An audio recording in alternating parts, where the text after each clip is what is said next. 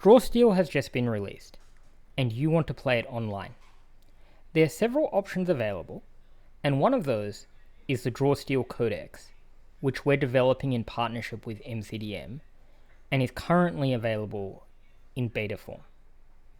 The full release of the Codex won't be available until most likely sometime in 2026.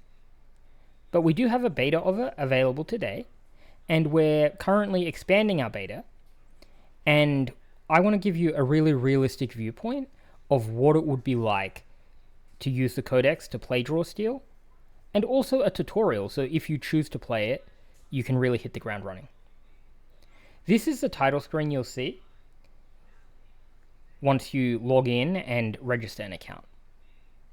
So I'm going to show you how you can create a game. You'll hit the play button, and then whether you want to make your own game for your friends, or whether a friend tells you to join their game, you'll hit the new game button. If your friend has created a game already, and they'll most likely be the director, they'll have sent you an invite code, which you can type here. If you're hosting a game for your friends, you can click host game down here. It will create your game and give you some basic settings and the invitation code, which you can copy and then paste to your friends, and they can use that to join the game. You can also configure some game settings like a name for your game, a description, and then choose some cover art, which will appear here. Also, this invitation code by default is the key to your game, so if you give this to anybody, they will be able to join your game. You can set a password here if you would like to have just an extra layer of protection. You can hit the play button when you're ready to enter your game.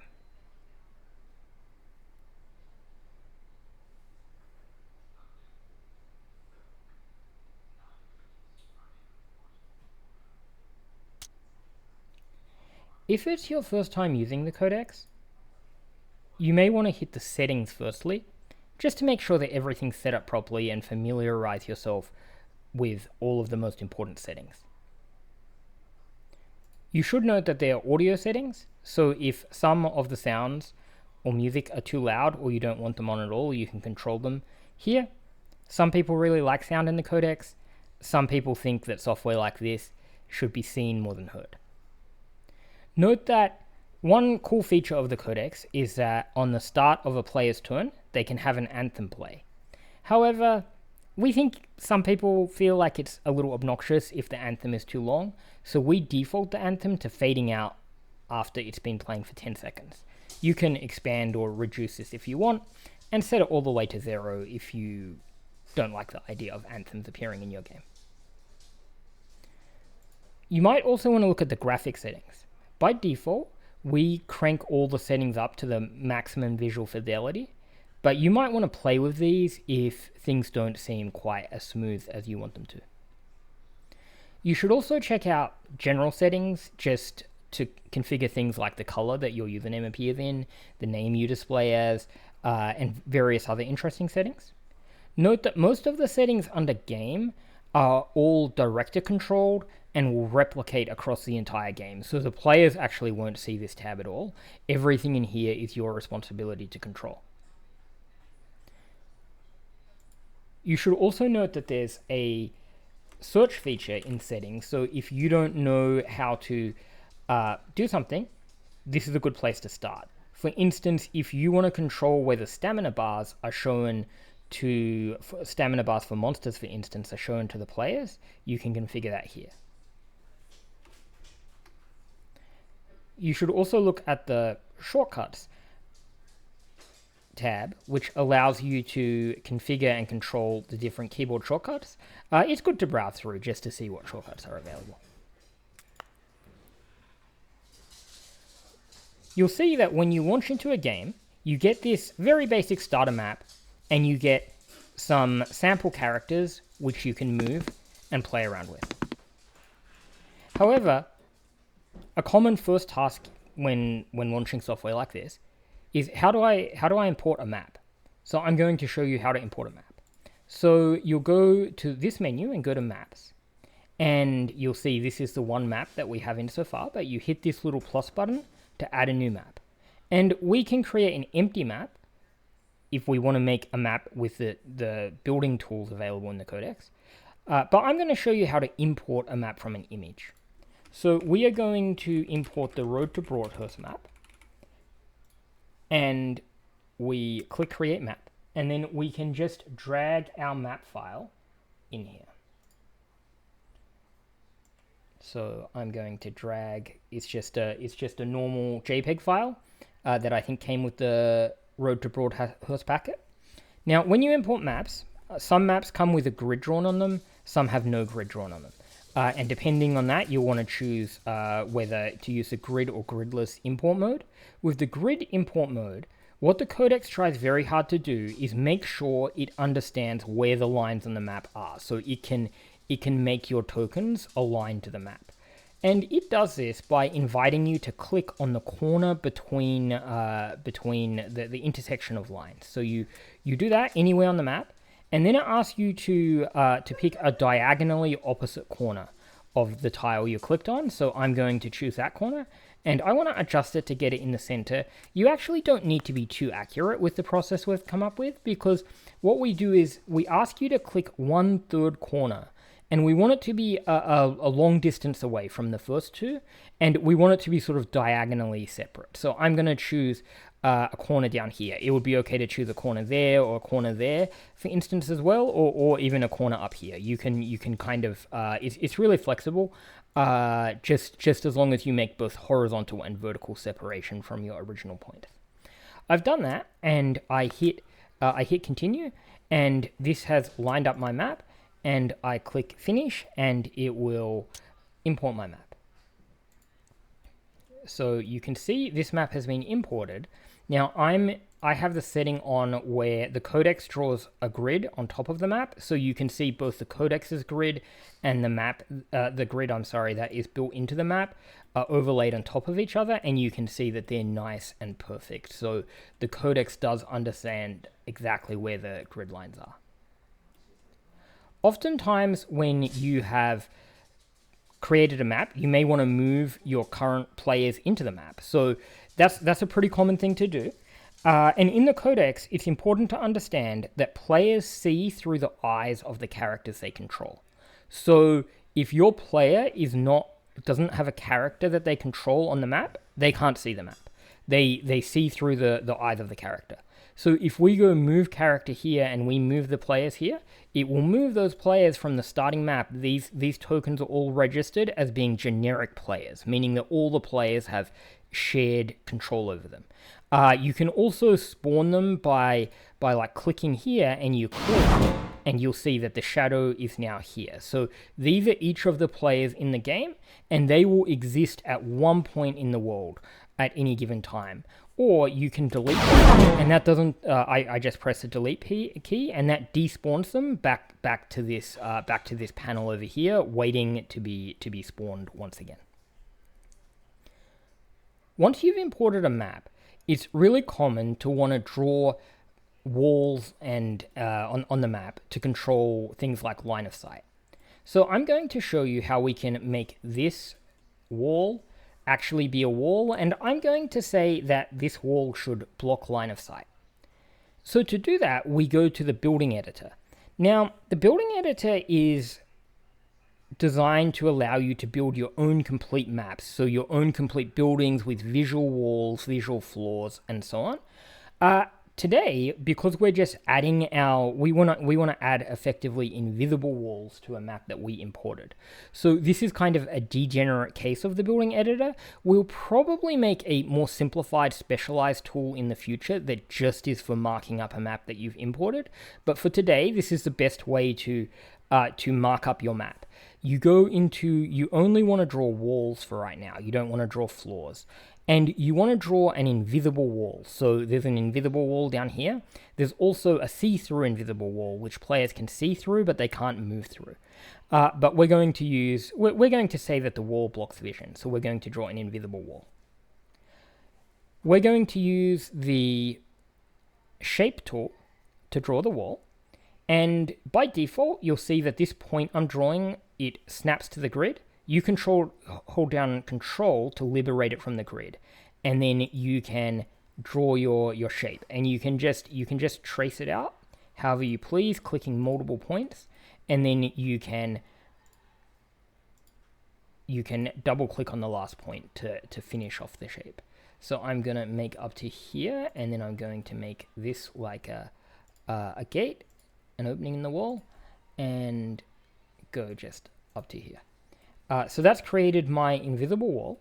The wall will only be visible when I'm in this building mode at all, this white line. Once I go out of this mode, there's nothing visible, and this is just as the players will see it.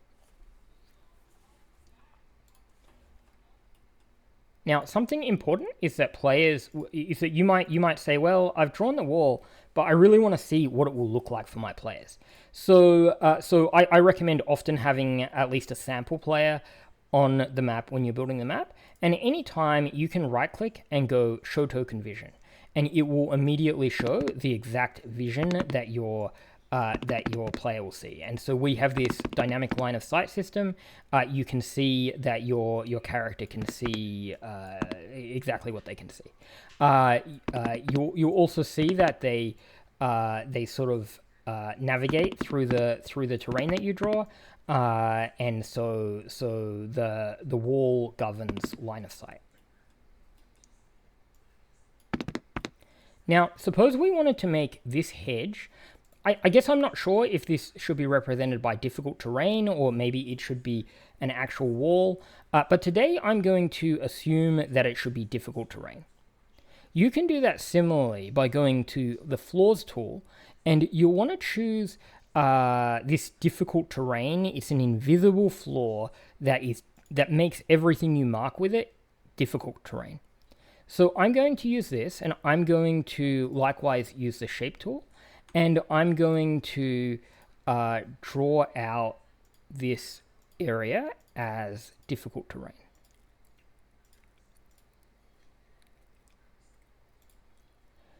Now, what it will do is it will actually take the shape I draw and it will sort of fit it to a grid. So I like doing this because I find it just takes the burden off me to decide exactly what should be difficult terrain or not.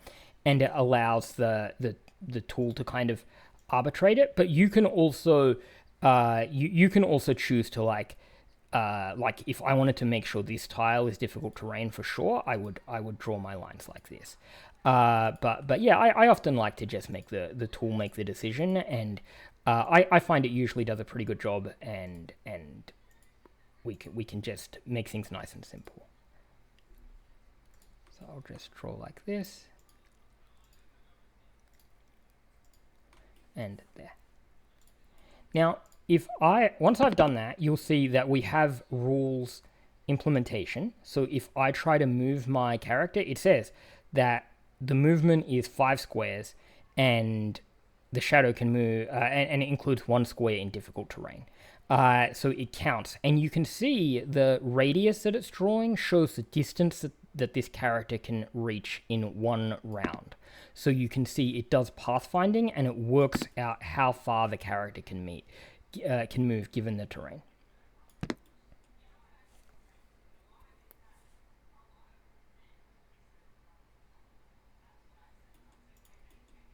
Like I said, your players need a character to appear in the world. So I'm going to show you how you can create a character for your players.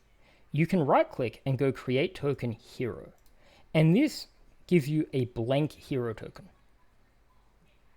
Once your players have joined the game, they'll appear up here in the top left corner. And you would right-click and go Assign To, and you can the player name will appear, and you can assign it to whatever player has joined your game. Once the player has joined and has control of their character, they can click on the token, and then they'll get this menu, and this is the character sheet icon. Or they can just press C to enter the character sheet.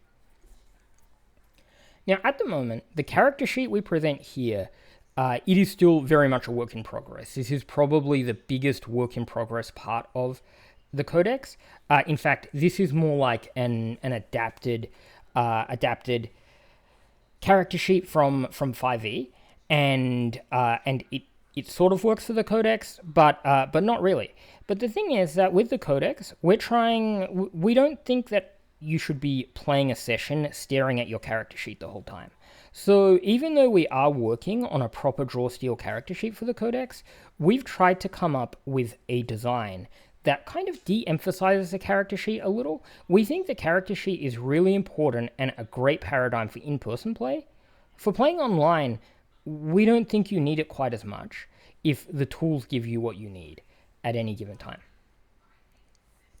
I'm going to really quickly show you how you would build a character though, but I'm not going to go into too much detail because I think that's something you can explore pretty well and learn on your own.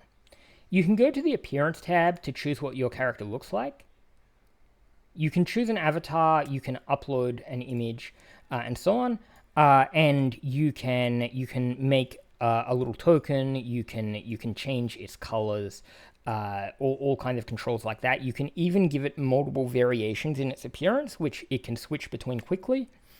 And you can also set an anthem that will play when it starts its turn, like I mentioned earlier. After you've configured what your character is going to look like, you can go to the builder to create the stats for your character.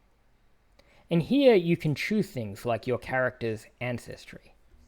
And once you've chosen that, you can choose to assign their ancestry points and choose the different features that they have. This interface we're still working on, and we have a new design in the works, and it's functional, but it doesn't look too pretty yet. But we think it's really functional. It's been tested a lot and it works. You can choose things like your culture. It'll give you all of the skills for your culture and so on.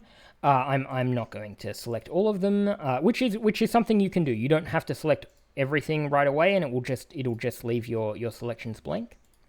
You can of course choose your class. And then you can choose your characteristics. You choose which array, and you just drag them into place. You choose the skills. You choose your tactical doctrine, whatever subclass for your class. And then you can go ahead and choose things like your heroic abilities. I'll choose this one, and I'll choose and then you can of course choose your kits. Because I'm a tactician, I get 2 kits. So I will choose something like the Ranger kit.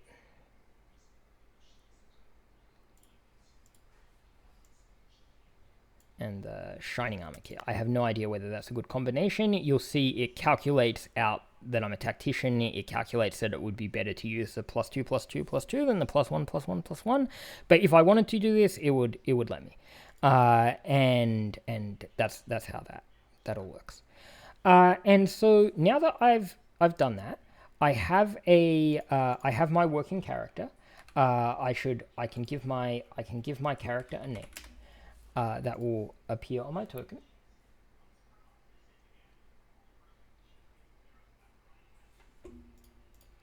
Once you have a character, like I said, you can go show token vision to show the token's vision. I recommend doing that frequently just to sort of stay in touch with the experience the players will have. I'm going to show you the basics of how you can move your character around. So very simply, you get your character and you just drag them and it will move them. You can also hold shift while you're moving to make your character shift. You'll see that because I'm shifting, it gives me my disengage radius, so it can show how far I can shift if I was disengaging on a round. You'll see that I have a disengage of 2, and this is my character panel. And it is a key part in being an alternative to always referring to my character sheet. It gives me a really quick stat block on all of especially the tactical combat aspects of my character, other than my abilities. My abilities are down here in the action bar, which I'll show you in a moment. You'll see I have a disengage of 2, And if I mouse over this, I get a little bit more detail in why I have a disengage of 2, because the base disengage speed is 1, but with my Ranger Shining Armor Kit, it gives me a +1 to disengage. So it's really nice that I can understand exactly how all my stats are cooked.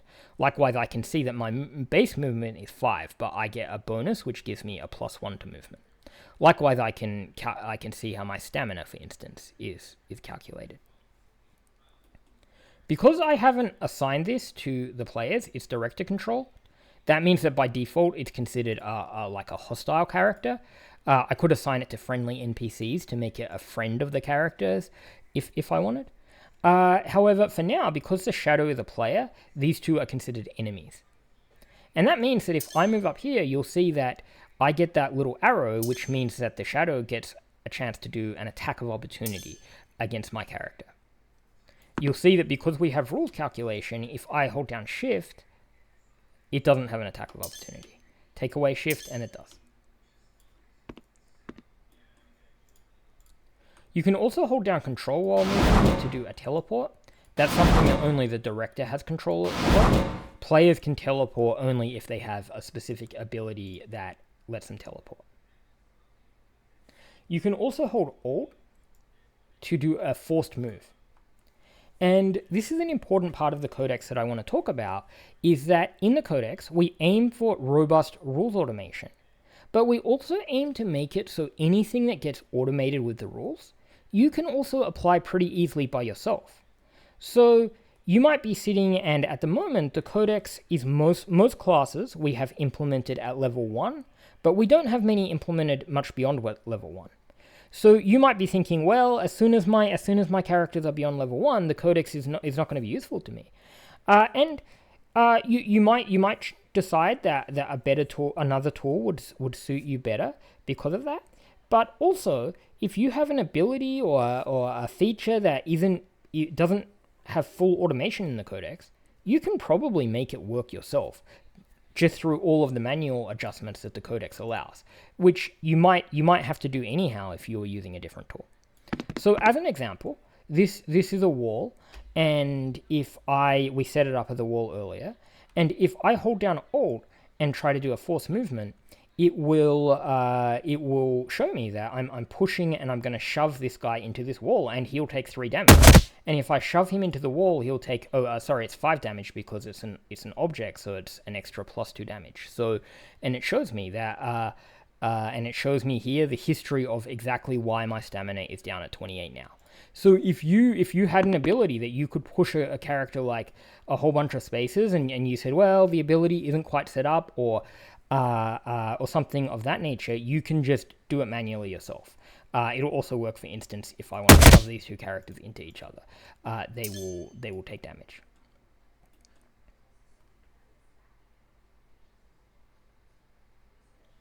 You can even do vertical force movement. If I move the character, I can use the mouse wheel to shove them in the air. And they'll go up, and then they'll fall, and he also fell prone. Then if you want to heal somebody, you can just easily go here, click heal. He's prone. You can manage all their conditions here, so you can just go ahead and remove the prone.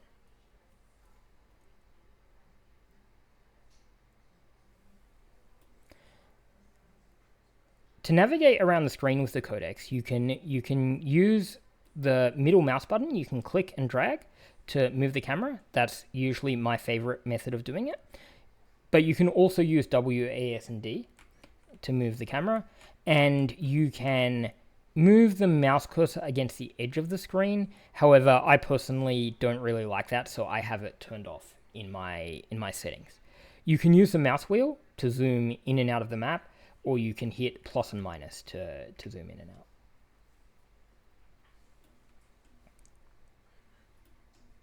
Let's talk about setting up an encounter. We have the Bestiary tab. And in the Bestiary tab, you can search for monsters. We have goblins pretty well done, so I'm going to go down to goblins, and I'm going to put down, let's say, some goblin assassins, and maybe some goblin runners, and maybe a goblin underboss. We can group, say, these two assassins together for initiative order by selecting them and clicking Group Initiative. We can make this underboss the captain of this squad by selecting them all and saying Make Captain. He gets this little crown to show he's the captain of this squad.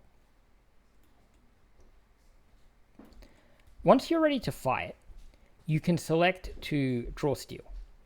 And this will draw up this, it'll pull up this menu. I forgot to assign this character. I'm going to assign them to players. And once you have a player logged in, you'll probably want to assign them to the specific player. And also, to allow players to join your game, you can easily find the invite code. I showed you earlier how you can do it from the settings menu. You can also get the invite code from up here. I'm going to click Draw Steel again, and you'll see it puts my heroes on this side, my monsters on this side. It defaults to them not being surprised. If I want to say that the monsters were surprised, I could individually make them surprised, or I can say they're all surprised. And if I say they're all surprised, then it will automatically default to heroes winning the initiative. But let's just say nobody's surprised. I hit Draw Steel, it'll bring this up. And then it'll show this to everybody, and then the first person to grab the dice and hurl them gets to roll initiative and see who goes first.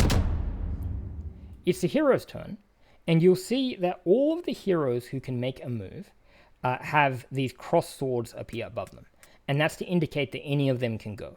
So this is the time when the heroes the players get to discuss and decides who's going to go first. And whoever clicks their cross swords gets to go and gets to make their move.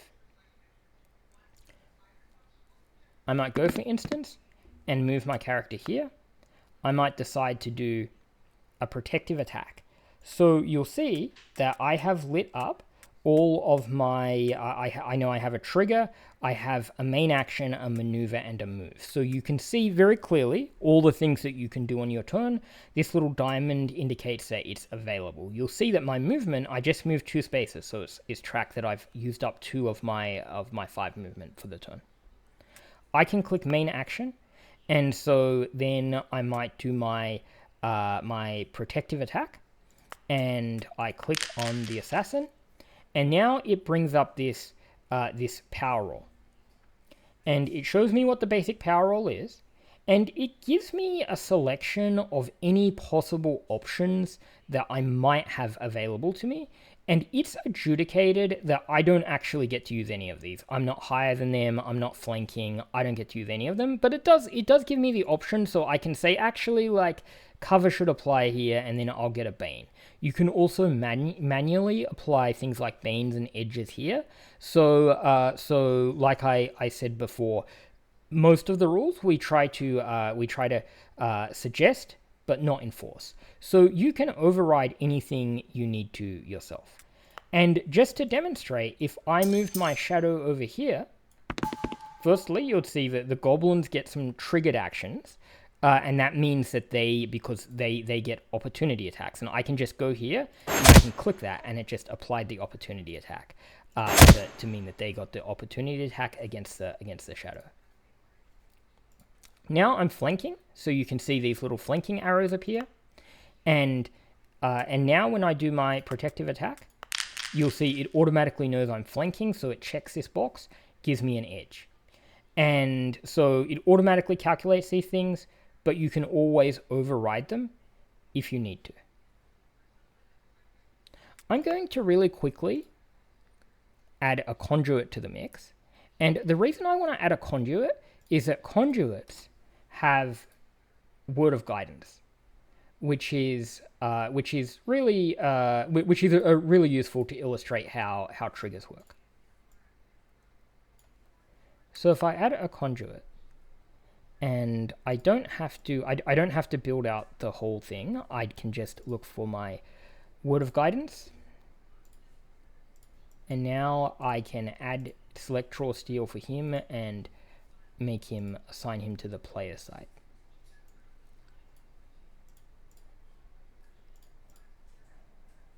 So now, when I do my attack, you'll see that it shows that Word of Guidance would allow the power roll to gain an edge. And so I can roll my dice, and this informs me that the conduit can use this. If the conduit was a player, they would actually get a little pop-up telling them, similar to the opportunity attack. Since I'm the director, I can right-click and choose to activate this. And this shows me that Word of Guidance has popped up and is giving me an edge on the roll. You can also override, again, any result by just clicking. If I discussed with the director and we agreed that this should only be a tier 2 result, you can just click it as a tier 2 result and it overrides it. When you hit accept result, it does the amount of damage. He got taunted by it too, because that's what the ability does. And then I can end my turn. Then it goes to the goblins' turn, and they can make their move. You'll see all the cross swords for all the goblins that can move. I'm going to select this little squad down here. And let's talk about how minions work, because minions are, of course, meant to be nice, simple creatures that can go really quickly and just take their turn. And the way a minion's signature ability works in Draw Steel is that you just use it once for the entire squad of 4, or however big your squad is, and they can each select different targets.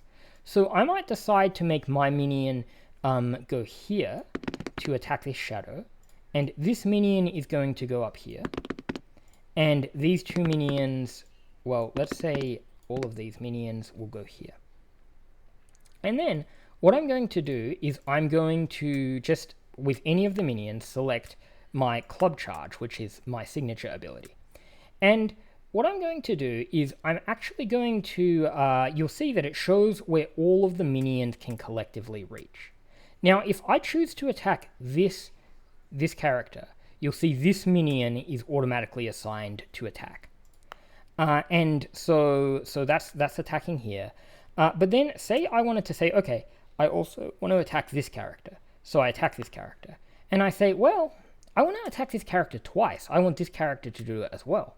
What it will do at this point is it will say, okay, but this character is attacking this one, so it reassigns it. It reassigned this character to attack this one, and it just automatically said, well, you still wanted to attack this one, so I'll just assign this minion to attack this one. And now it's removed this entire radius, because it's saying, like, hey, given that you want to attack this guy twice and this guy once, you can't target anybody else over here. So now I can finally target this shadow over here. And it will show me this screen. It shows me that, like, this character is getting a 1, 2, or 3 against them, but this character is getting a 2, 3, or 4 because there's one extra attacker. So it can differentiate between which each attacker should get. It shows me that it's possible for a parry to happen. That's a triggered action of the tactician. So they roll and they do their damage. And then they can end their turn, and it would go to the hero's next turn. You'll see that the shadow rolls for insight at the start of their turn. We have a tracker which tracks all of the ways that you should get your resources. So the shadow so far just has 1 insight, and as they meet these requirements, they'll automatically get more insight. So your heroic resource is automatically tracked for you. Once again, if there's some reason why you should receive insight that is not accommodated for yet, you can easily manipulate this yourself. You can even just use the mouse wheel to increase it, or you can click and edit it, of course. Finally, I want to demonstrate that if you were to kill some minions, and this ability lets me shift after I attack. So the minions appear like this, and the players can just click these like bubble wrap, and it automatically goes for this minion first, but then it lights up these ones because I did enough damage to kill multiple minions, and it lets me choose which ones to kill. If you ever go into a turn and then you realize that you totally messed something up, that player wasn't meant to go, you want to have a bit of a redo, We try to make that really easy with this convenient reset button here. And what this does is this always resets the game to how it was before the beginning of the last player's turn. So you can hit this button and it just resets everything. These minions are alive again. These guys are selecting their turn. The insight that I added since then has been removed. It's just a total reset of the game state. So this makes it really convenient to go back just a little way if somebody kind of messes something up and wants to have a redo. There's also a more comprehensive game backup system which you can use if you want to go back a little further in time. There's a lot more to explore with the Codex, and it has a lot more features that I haven't covered at all. But I wanted to give you a really short overview of where it's at today, so you can just see if it's the kind of thing that you think you would like to use in its current form. Because we are giving out beta keys right now, so you can use it. And I hope that if you do use it, this will give you a good little tutorial, a good getting started guide to show you just how to get going, how to hit the ground running, and how to start using the Codex. For any more follow-up questions, on the DM Hub Discord, we're very active in helping people who are getting involved with the Codex, and we would want to feel free to ask questions. There are a lot of parts of the Codex that still aren't that well documented, and if you have questions, we would love to help you.